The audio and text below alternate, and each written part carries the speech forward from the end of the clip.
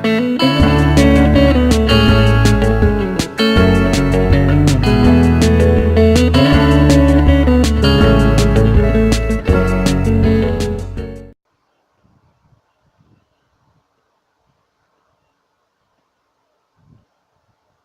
guys, welcome back to Planet the Senior Chapter 7. It's time to get away from it all. What happened in the sleepy lake town of Cedar Crest? Ooh, I'm excited.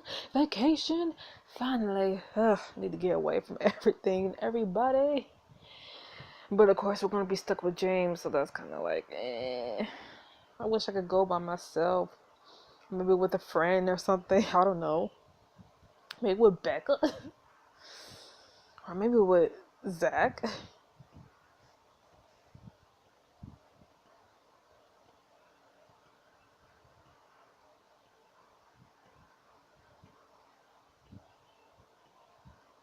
Chapter 7, Hooked on the Feeling. After weeks spent anxiously awaiting your weekend trip, you and James hit the road, leaving the familiar sights of Hartfeld far behind. You watch the sights roll by as you get deeper into a quiet stretch of forest, bright with the first orange and yellow touches of autumn, while James tries to crack open Vasquez's journal to read another passage.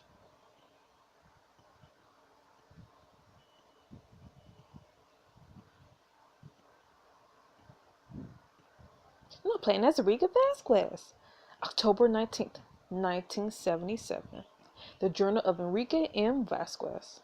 I've been struggling to finish a play for one of my workshops, and it's been a great source of distraction and frustration for me. I'm calling it the Law Confessional. Though that's only a working title, I have a strange love-hate relationship with the thing. No matter how many hours I toil at my typewriter, burrowed deep in the public library, the third draft won't budge and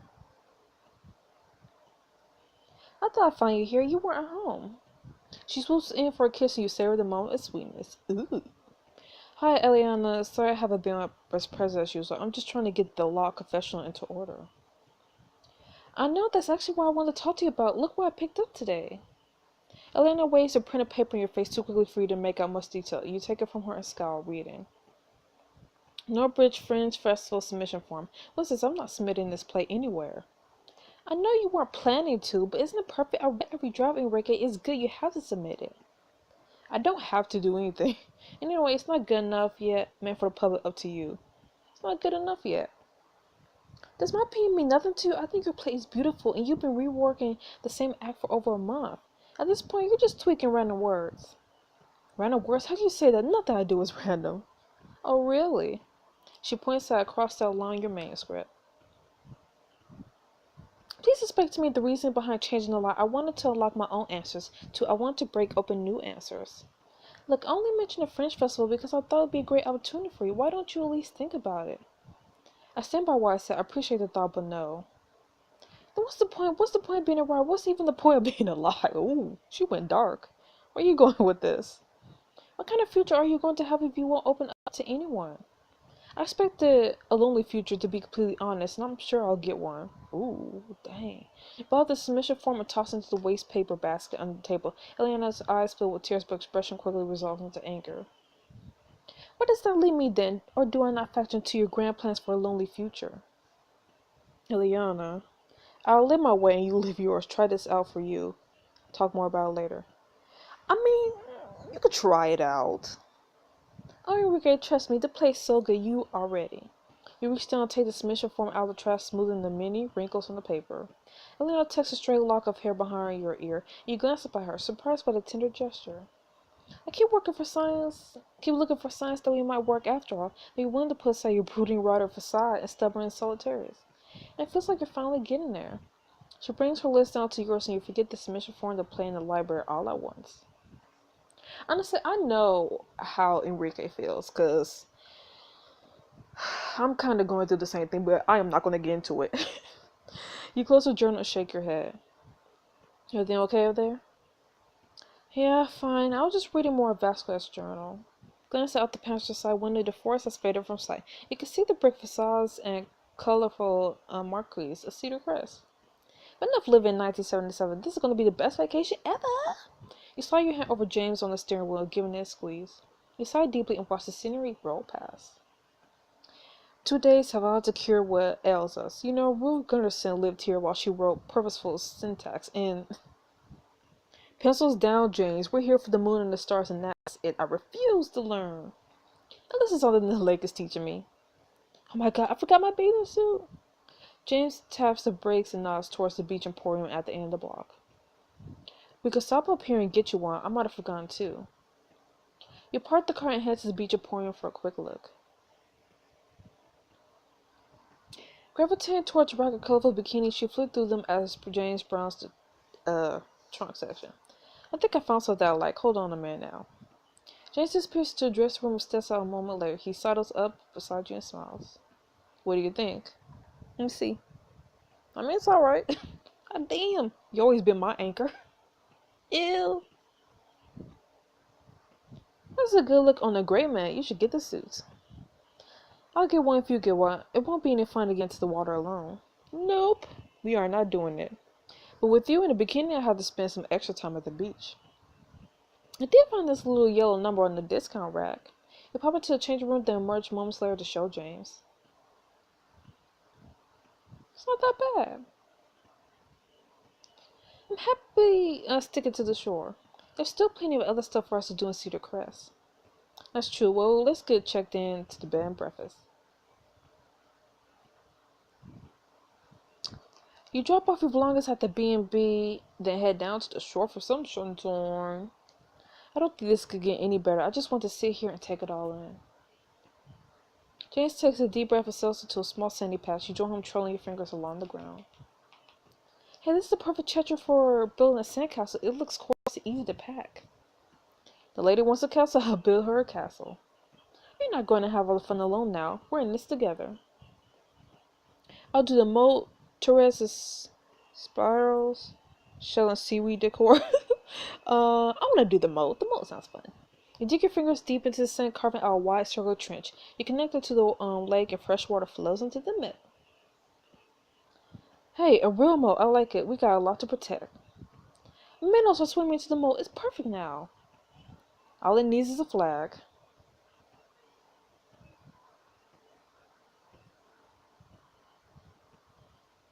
He wedged a small stick draped in seaweed in front of the door. Holmes? You silently lean against Jane's shoulder, letting all the stress strain from your body. Do you think this will be us someday, the castle life?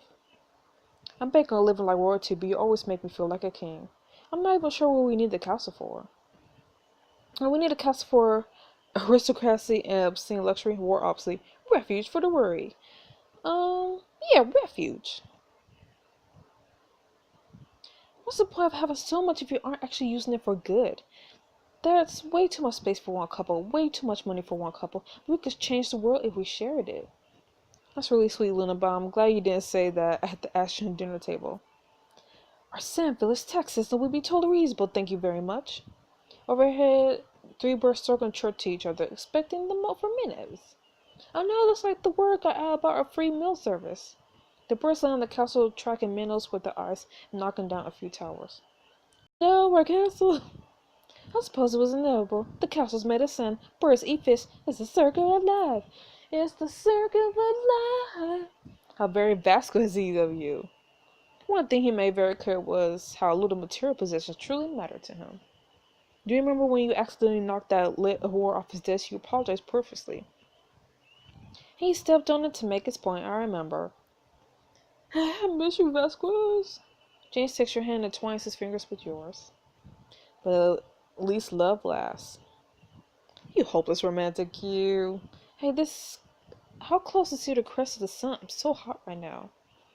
I got an idea for how to cool y'all. Let's go on a date. I've got something planned. Oh, baby, you think a date with you is going to cool me now? You're going to have to think again. James grins to push you against his chest and kiss you firmly. I wouldn't mind making you hot and bother either, but let's put that to the test after dinner. You head back to bed and breakfast to freshen up from the beach. Do do do. That evening, Jane takes you back to the lake carrying a cooler. The light leaving the sky highlights a boat bobbing on the water. And to the liberty of renting a boat, I hope you don't mind a full day and night on the water. James, you take romance to a whole new level. You climb into the boat, James grabs the oars and begins paddling. The sun slowly sets and more Stars than you thought possible begin to glimmer in the sky. It's so beautiful. You look especially beautiful tonight, Luna. The stars select the love of my life. The only thing that can make this better would be wine. With a flourish, she draws a bottle of chill Riesling from the cooler, followed by 2 glasses and a bowl of fresh fruit. Jane smiles and uncorks the bottle, pouring some wine into both glasses. My man, I was prepared with sweet wine and sweeter words. And are you sure it's safe to drink and roll? I don't feel the need to go anywhere right now, actually. Let's just float. I brought a book of poetry and a poem that I'm working on myself. I thought maybe you could help me with it. Of course, I love to, and also it bears stating that you might just be the dreamiest man alive. James beams and pulls out one of his many leather-bound journals. Seems I should feed you fruit and wine and read your poetry more often. Yes, please. This whole moonlit boat on a quiet lake is a nice touch, too. He rests against James' chest and sips your wine as he cracks open the notebook and reads aloud to you. Shafts of dusty pink and shadows settle around us. The dying sun tries and fails, but does her best to drown us. I trace the beams of light leaking from the cracks in your heart, and it makes lightning storms form in our dark. Oh my God, James, that's so beautiful. I want to cry. I'm glad to swear I would never want to make you cry. You already did. And I want to hear more. Keep reading. This is where I like your input, my dear. Should I go in the sexual direction or something more classically romantic? Always classical romance. Something like we rise from the ashes at the end of the day. Rise and fly into the darkness of the fray. That could be a song for Kaitlyn or band. Perfect, gorgeous like you. Jane steals a quick kiss and breaks away from the grin. My love finds the words to complete my poem. Only where her can I finally float home. I don't see those lines on the page. You made it up on the spot. That's because I just came up with them. You're my muse. Close the journal, tilts his head down to kiss you again, long and tender, and the kiss seems to stretch into eternity. Oh, but now we just need a title. You know, I'm hopeless at titles. Me too. I do know. First Crestwood jeans, now this. I am not any better. Star map.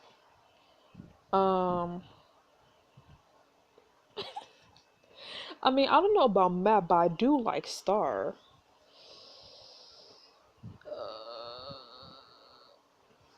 You know what? Maybe we'll just keep it with star map. Or maybe little star. Yeah. Yeah, little star. And you question why I asked your input tiles. Little star is lovely. You and James polish off the bottle of wine and take turns reading to each other from the volume of poetry he brought. As the moon rises high and bright, the boat drifts towards the far side of the lake and butts up against the shore. Hey, what would you say to a little bit exploring? Ooh, you're so adventurous. The mist in the trees is so romantic. It's all dangerous. I love a good adventure. I love how this trip has gone into you. Taking risks, going for the adventure instead of just writing about it. What can I say? I feel bold when I'm with you in the middle of nowhere. You're the one who really gets me out of my shell. Oh yeah, it has nothing to do with that bottle of water, bottle of wine we drank. The two of you step out of the boat and pull it to the rest of the way up onto the shore. Then look to the tree line and pick out path through the woods. Let's get into some trouble. Stroll with James on a dark, twisting path. Crickets and frost chirp loudly all around you. Slip your hand to his and squeeze tight. James looks down at you and smiles. I'm not scared of you. Psh, nah, I just want to be close to you. Cedar Crest is so quaint, almost magical. It's really the perfect vacation destination. But you couldn't see yourself living somewhere like this? Well, I see myself living in a bustling city, somewhere remote like this, yeah, on the road, never in the same place twice. Nah, city. So glad you said that. I've been thinking the same thing. I miss New York from time to time, all the diverse cultures, the creativity and ambition. You've been staying in Hartfeld all this time just for me? You're not just Luna, you're worth waiting for. But I was kind of secretly hoping we would settle down in a more metropolitan area. Someday, of course, not tomorrow or anything. I can picture that too. You and me in a sleep penthouse, running the world from behind our keyboards. Jane smiles softly and leans down for a quick kiss. You lean your head against Jane's shoulder and sigh. Oh, you're right. You passed a bush of purple flowers. Ever since we've been together, Luna, I picture you in my future, no matter what was happening. In my crystal ball, I'm in that penthouse apartment with you, babe. So since we're talking about the future, What are your thoughts on having kids? Not now, but someday down the line. Nope. I always imagine our lives would be rich enough without kids. One child would be perfect, few kids. Nope. You throw your fingers through his and gives his hand a squeeze. Together you step over an S-shaped root. I completely agree. Okay, good. I plan to have a very busy, fun, independent life with you, James Ashton. I want to jet out to find pancakes at 3 in the morning just because we crave them, you know? I don't know if we need a jet, but we definitely won't need a babysitter. Heck yeah! But what if we need to get authentic French crepes and berries? At 3 a.m. sounds entirely reasonable. Not to change the subject, but I definitely thought we would have circled back to the boat by now or reach civilization. And everything looks so similar in the dark. I knew it! Adventure! Are we lost? I think I might know how to get us back. We just have to retrace our steps. Oh, so that's why the orange words popped up. Okay, I got you. So we stepped over an S-shaped, and then we passed a purple bush, or purple flowers on the bush. You travel down the path and reach a fork around the wide trunk of a tree. Your roots sprawl in every direction. I remember stepping over an oddly-shaped root at this fork. It was S-shaped. You travel down along the path hunting for an S-shaped root. When you find it, you know you're almost there. We're on the right track. Even though we might technically be lost, James, I'm really happy with tonight. I feel like I could see our future more clearly, missing all. It's gorgeous, by the way. I see it too. I'm sure we'll run into some disagreements, but nothing we can't utterly demolish. The details don't matter. As long as we're happy trying to be good people, achieving success, going with the flow. Going with the flow. You know I've never been a very flowy person. Unless you mean a flowchart. I love those. How I know the dinner date flowchart you made last month was stunning. You give his hand a squeeze. I just mean that I'm not very worried about 52-year-old Luna. I'm not worried about any Luna. Life is unpredictable. We don't even know the weather more than 2 days in advance. So let's just live in it now. The kind of flowchart I need to figure out 52-year-old James will be my greatest achievement yet. You didn't hear anything I said, did you? I'm just kidding. I know you're right. And there isn't enough grab paper in the world to figure it all out anyway. Oh, I think I recognize this spot. We were on the path with the bush. It was purple. Which bush? We're surrounded by bushes. Look back and forth between the two prominent bushes on either side of the trail. The bush was covered in purple flowers. Finally marching to the shore where the boat awaits. We made it! We could get the canoe back on time, and there's a healthy burn in these quads. I never doubted your net. I doubted myself a little, but not you. Run your fingers along James' jaw and draw him down for a sweet, soft kiss. And there's more wine back in our room. I packed extra. Hey, we look on our way back. Finally, you made it back to your room at the B&B. I'm sorry to say it went a little sideways. Don't be sorry. Being lost with you still beats knowing exactly where I am with someone else. James' hand spreads down your shoulders and he rubs his thumbs into your muscles. You're going to let your neck relax. Getting turned around in the woods was my oversight. Let me make it up to you. Nope. We could take all night. And I'll run you a nice hot bath before bed with bubbles. Thank you. You're the best. You let your head fall to the side and let a loud fake snore. You're a guy. I've actually put the woman to sleep. Just playing, you are the best boyfriend. The bubble bath puts you over the top. One long luxurious bath later, you and James cuddle up and go to sleep. The rest of the week it comes and goes with more relaxation lacing about before you and James get back on the road to return to Hartfeld. Before you can even make out, you're surprised by the sound of your cell phone ringing. I honestly forgotten the rest of the world existed. Guess I have to deal with reality again. You pick up your phone. Hello? Hello, this is Luna Johnson. I'm Carrie Hinkle from Turning Pages, a literature-focused talk show filmed in Northbridge.